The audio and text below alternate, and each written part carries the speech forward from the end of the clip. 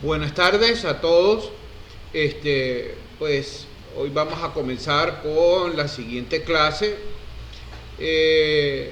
Pues hasta ahora hemos hablado pues, de diferentes tópicos y nos hemos introducido en el estudio de la teoría política constitucional. Hoy vamos a seguir ya profundizando sobre ciertos aspectos que ya se venían esbozando en las primeras clases y que en la medida en que vayan pasando los días y las clases, pues evidentemente que iremos profundizando. Y en la medida en que vayamos profundizando, pues los contenidos se harán más densos, será necesario pues mayor claridad e irán surgiendo con toda seguridad en el grupo de WhatsApp las preguntas pertinentes de cada uno de ustedes. Por ahora hicimos un recorrido histórico para aproximarnos a la teoría política constitucional, es decir, ese momento en el cual se unen la Constitución y la teoría política. Y además hicimos una aproximación desde valores y principios. Hablamos un poco de la libertad, hablamos un poco de la igualdad, hicimos alguna referencia a la justicia como elementos fundamentales que están plasmados dentro de la Constitución, pero que de alguna manera tienen una incidencia en el concepto de la teoría política constitucional y de la Constitución en general. Este recorrido nos permitió establecer pues un refrescamiento de la teoría contractualista con Hobbes, con Locke, con Rousseau, y precisar con mucha claridad el tema del nacimiento del Estado por una parte y el tema de el surgimiento de los derechos de las personas consideradas individualmente, de los derechos de las personas consideradas desde el punto de vista de la sociedad colectivamente, y también nos ayudó a precisar un poco ciertos aspectos asociados a las ideologías políticas. Hablamos un poco de liberalismo, hablamos un poco de socialismo, vimos cuál fue la respuesta de la Iglesia Católica en la Rerum Novarum, y vimos cómo la Constitución de alguna manera fue un receptáculo de las ideas políticas liberales por una parte y de las ideas políticas socialistas por las otras, en términos de quedar plasmados los derechos de las personas, los derechos individuales, los derechos civiles, y por otra parte quedar plasmados también los derechos sociales como la educación, como la salud, entre otros. Ya abordaremos cada uno por separado, ya revisaremos cada uno por separado. A mí me interesa que vayamos como aterrizando ya ciertos elementos. Hay un momento que en esta conversación del día de hoy yo quiero distinguir, y ese es lo que de alguna manera vemos como el momento en el cual queda creado el Estado. A esto le podríamos denominar el momento constituyente.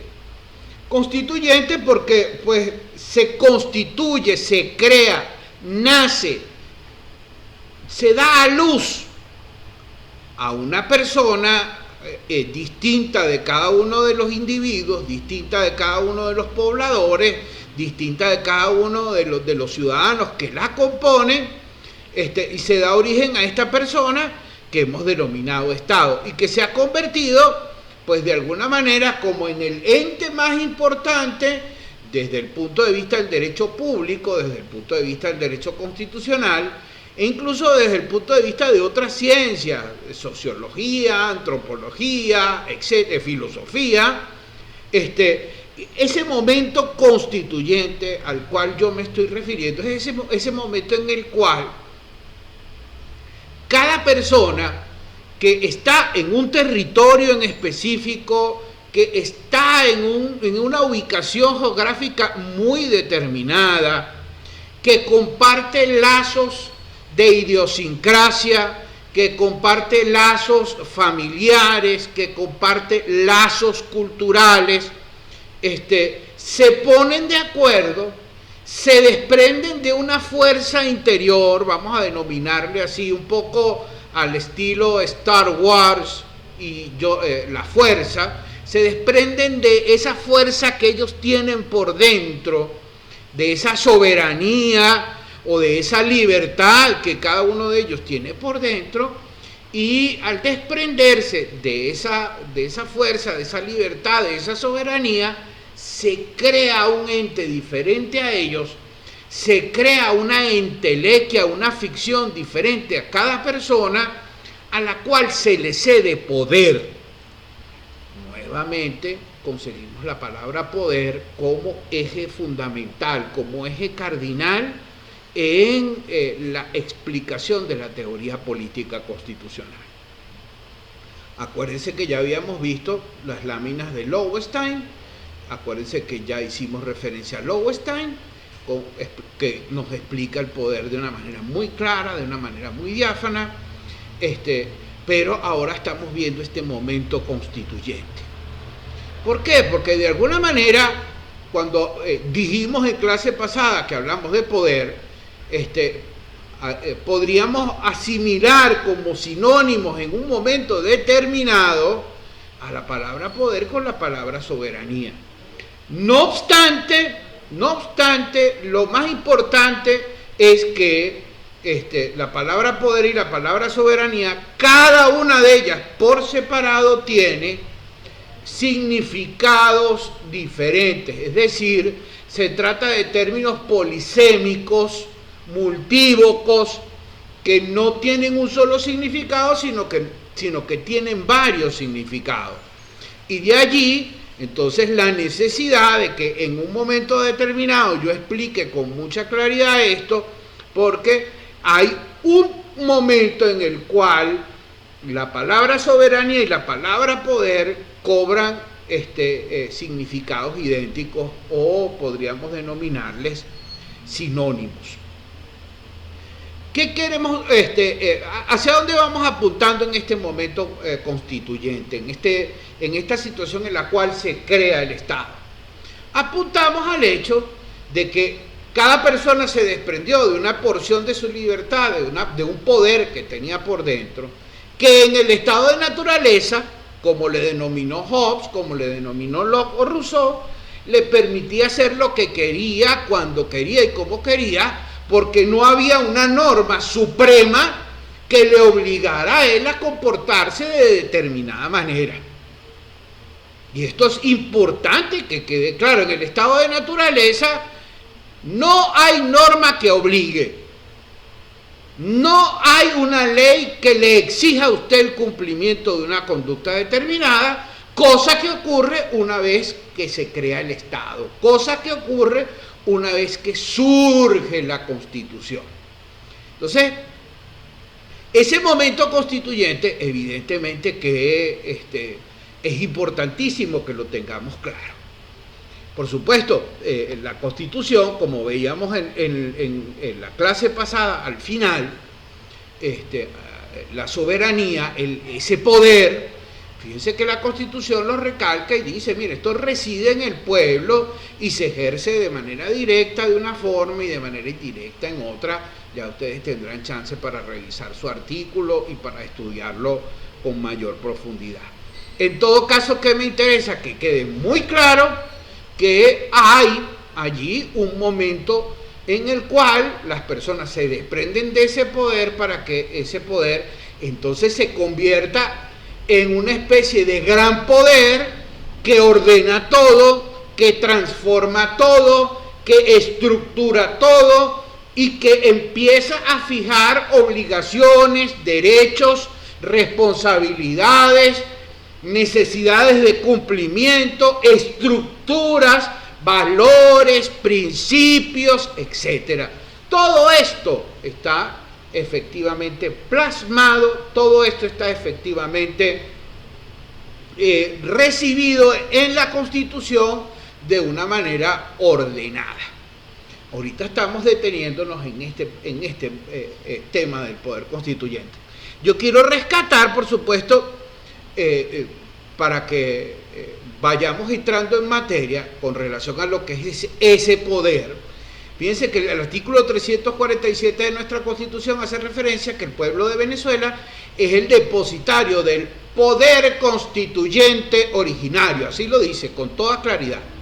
Dice que en ejercicio de dicho poder puede convocar una Asamblea Nacional Constituyente con el objeto de transformar el Estado, crear un nuevo ordenamiento jurídico y redactar una nueva Constitución.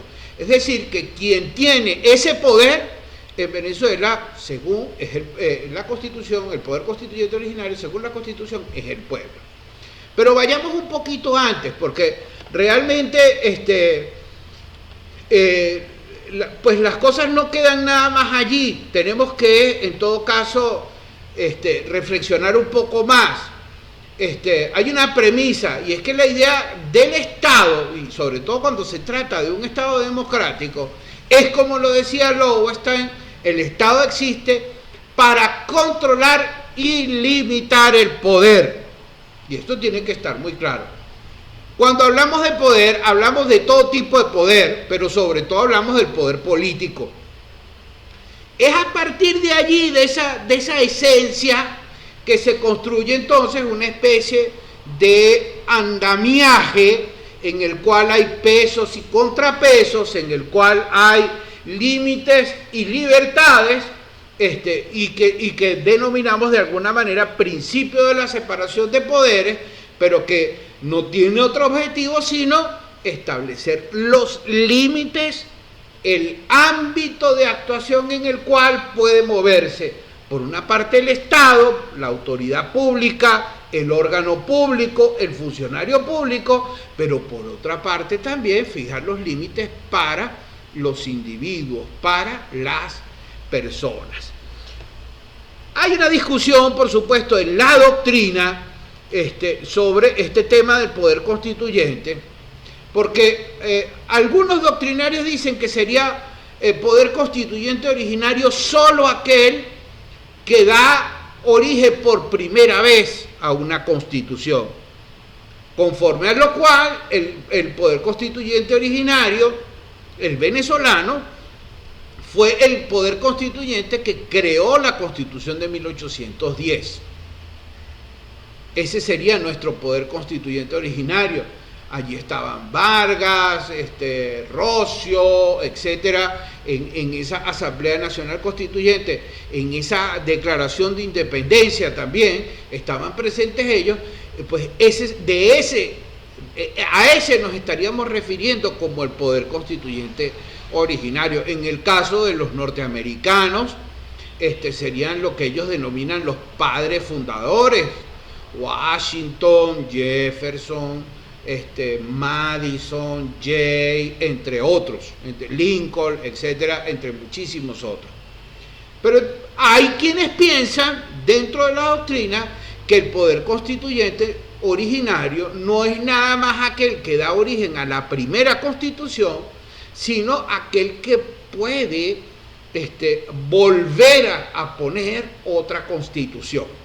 Es decir, conforme a lo cual en 1999, cuando surge la Constitución de 1999, estaríamos en presencia entonces del poder constituyente originario, porque se creó una nueva Constitución. Allí está esa discusión. Es un tema que no está resuelto, es un tema teórico realmente. Yo diría que tiene una relativa importancia. Conforme a esto, además de existir un poder constituyente originario y un poder constituyente derivado, es decir, esta clasificación del poder constituyente en originario y derivado, entenderíamos que el poder constituyente es ese primer momento, ese poder que tiene el pueblo para autodeterminarse, para darse un conjunto de normas, y este conjunto de normas convertirse en norma suprema, como está establecido en el artículo 7 de nuestra Constitución, que ya pudimos ver en la clase pasada, y conforme al cual también entonces podría ir ordenando estructurando no solamente los deberes y derechos de las personas, sino dándole estructura, límites, etcétera, al Estado, como también hemos afirmado. Lo importante en todo caso es que tenemos claro por una parte la existencia del poder constituyente y por otra parte tenemos claro que existen dos tipos de poder constituyente, un poder constituyente originario y un poder constituyente derivado. Derivado sería aquel que una vez que ha sido creada la Constitución, la modifica, la cambia, la altera. Por supuesto que, como veremos, esto tiene también cantidad de precisiones. Por ahora vamos a quedarnos con estas palabras de modificación, cambio, alteración del texto constitucional y que, pues por supuesto que estas modificaciones pueden ser de mayor o menor entidad, dependiendo por supuesto de aquello que pues efectivamente estén tocando o de aquello que efectivamente estén reformando o modificando o cambiando. En todo caso, tenemos claro entonces ya poder constituyente originario y poder constituyente originario. Por otra parte, además de comprender entonces poder constituyente originario y poder constituyente derivado, es importante establecer o saber ¿qué es lo que realmente puede hacer el poder constituyente? Y con relación a esto también se presentan una cantidad de discusiones de origen doctrinal. Hay doctrinarios quienes afirman que el poder constituyente puede cambiarlo todo, que tiene facultades, porque por supuesto además reside en el pueblo, y que el pueblo tiene la facultad de autodeterminación, y que siendo el pueblo el máximo representante del poder dentro del Estado, podría alterarlo o cambiarlo o modificarlo todo sin ningún tipo de límites. Hay quienes piensan, hay doctrinarios y filósofos y exponentes que piensan que no es así. Es decir, que aun cuando se trate de poder constituyente, originario o derivado, hay límites a las facultades de alteración, de cambio del poder constituyente. Si ustedes me preguntan a mí, mira, profe, ¿y qué piensas tú? Yo parto y por eso precisamente yo traigo siempre a Lowenstein a mis clases, yo parto de la necesidad de que todo poder dentro del Estado tiene que estar limitado, incluyendo el poder de las mayorías. Es decir, las mayorías no pueden hacer lo que le dé su gana, de acuerdo a mi concepción sobre el poder constituyente, de acuerdo a mi concepción sobre la soberanía, de acuerdo a lo que yo he estudiado, considero que el poder tiene una entidad tal, tiene una fuerza tal, que si no se controla, como dice Lowenstein, necesariamente vamos a culminar abusando del ejercicio del poder. Y precisamente por esto, pues entonces yo considero que así se trata del poder de las mayorías, tiene que estar limitado. Por allí hay un doctrinario muy importante que yo sigo, al maestro Luigi Ferrajoli, lo sigo en varios postulados. Él tiene una teoría y una concepción sobre el derecho constitucional y sobre la teoría política constitucional basada en el garantismo, es decir, basada en que se garantice sobre todo los espacios de libertad de las personas, y la única forma de mantener el espacio de libertad de las personas, por supuesto que es en orden a que exista límites para el poder. Un poder que no tenga límites, evidentemente, que va a abusar, en cualquier momento va a producirse un abuso de poder. Por supuesto que hay discusiones severas. Se trata, por ejemplo, de un tema que es denso. Puede afirmarse, por ejemplo, que la doctrina entonces distingue el poder constituyente originario del derivado. El primero surge, por ejemplo, en momentos también de una ruptura revolucionaria o de la fundación de un nuevo Estado. se dice que no tiene límites jurídicos y que no está condicionado por el poder jurídico preexistente, y el segundo surge, es decir, el derivado, en el marco de la Constitución vigente. De él se afirma que sí está sujeto a límites y que está condicionado por el orden constitucional que existe previamente. De allí, entonces, pues, ciertas diferencias. Por supuesto, esta ruptura revolucionaria en Venezuela ocurrió en un momento determinado, y precisamente podemos decir que la Constitución de 1999 es producto precisamente de estos temas, ¿no? de la existencia de una revolución. Por supuesto que también se habla de unos límites en cuanto al poder constituyente, y estos límites se les denomina explícitos. Hay unos límites materiales, unos inmateriales, unos límites explícitos y unos límites implícitos. Imagínense, por ejemplo, que nosotros pretendamos, por vía de una modificación constitucional, no sé, convertirlos en una monarquía, por ejemplo, o que pretendamos establecer Venezuela con el carácter islámico, o como ya sucedió en el 2007, cuando el señor Chávez en un momento determinado intentó modificar la Constitución por vía de una reforma y establecer a Venezuela como un Estado socialista. En mi modesta opinión, esto no es posible.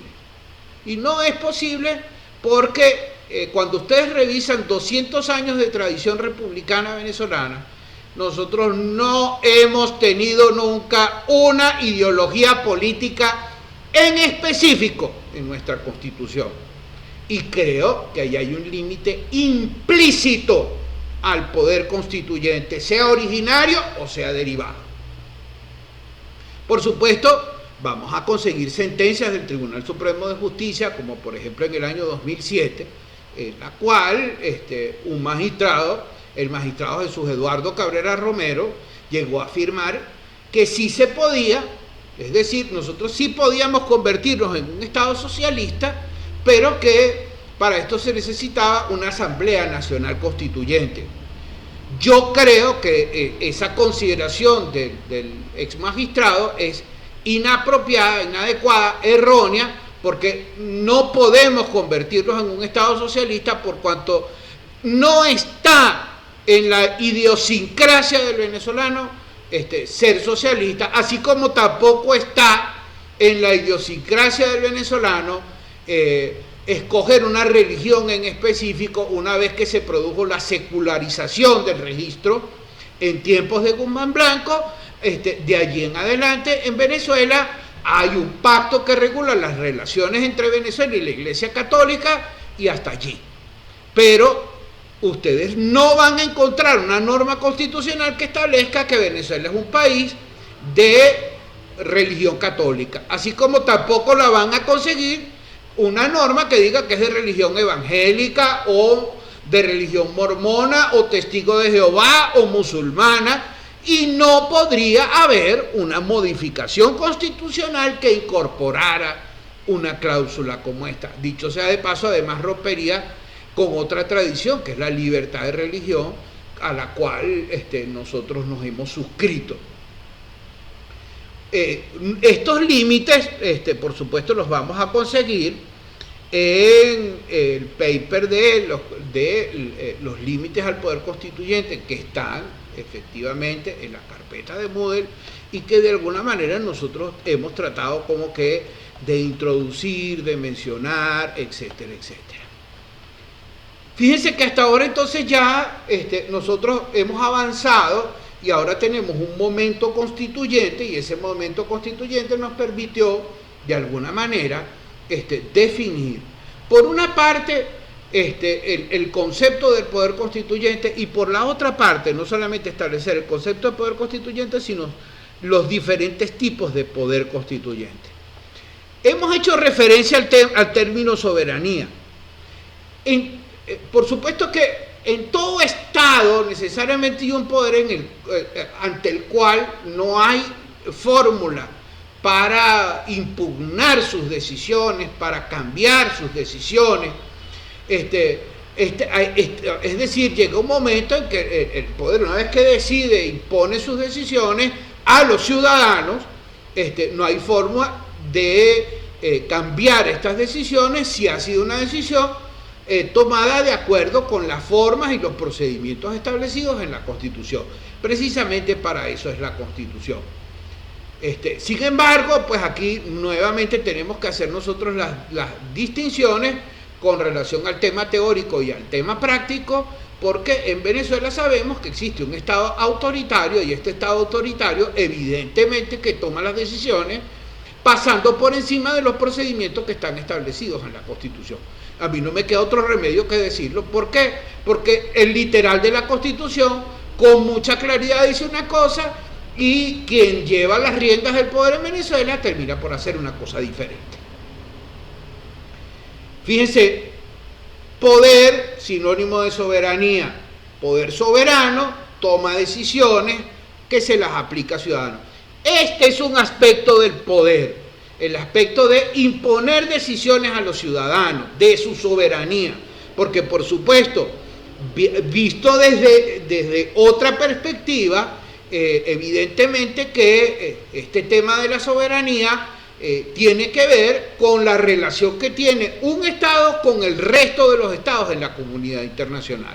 Esta otra expresión del principio de soberanía se da a través de lo que conocemos con el nombre de principio de no injerencia de las decisiones de un Estado en los otros Estados. Es decir, ningún otro Estado, Colombia, ni Perú, ni Ecuador, ni Chile, ni Argentina, ni los Estados Unidos, ni Rusia, ni Cuba, etcétera, pueden ingerir, pueden meterse, pueden tener opinión sobre los asuntos que se deciden en Venezuela pues, de manera soberana y con acuerdo a las formas y procedimientos establecidos en la Constitución. Por supuesto, nosotros asistimos a situaciones inéditas en Venezuela y estas situaciones inéditas en oportunidades se supone que el Estado está cumpliendo con determinadas formas y principios constitucionales cuando en realidad no está cumpliendo con estos procedimientos, sino que aparentemente cumple con los procedimientos, aun cuando en verdad no es así. Por supuesto que son temas que iremos abordando poco a poco y que se irán aclarando también en las sesiones subsecuentes con relación a las preguntas y respuestas que vamos a desarrollar a través del grupo de WhatsApp. Y por supuesto que estos videos, evidentemente que tienen este carácter explicativo, pero también un carácter de orientación del estudio que ustedes están llevando adelante con las instrucciones que se han ido dando en el aula de Mura. Por otra parte, esto nos coloca también en ciertos aspectos pues, que son pues, sumamente importantes, pues, porque de alguna manera, entendiendo que el poder está obligado a cumplir con las formas y los procedimientos, deberíamos tener la posibilidad de que quien se ha erigido como gobierno, quien rige los destinos del Estado en términos de la forma como deben cumplirse con los procedimientos pautados en la Constitución, deberíamos tener los mecanismos también para obligar a hacerlos cumplir y lamentablemente en Venezuela, aun cuando existen estos procedimientos, pues han sido pues, alterados por completo. Bueno, ya hemos cumplido más o menos 28, 29 minutos de clase, la media hora de clase. Continuamos en la siguiente clase. En la siguiente clase vamos a ver un poco los tipos de constitución y sobre todo unos conceptos de constitución que me interesa muchísimo que repasemos y que queden muy claros. Muchísimas gracias, feliz día.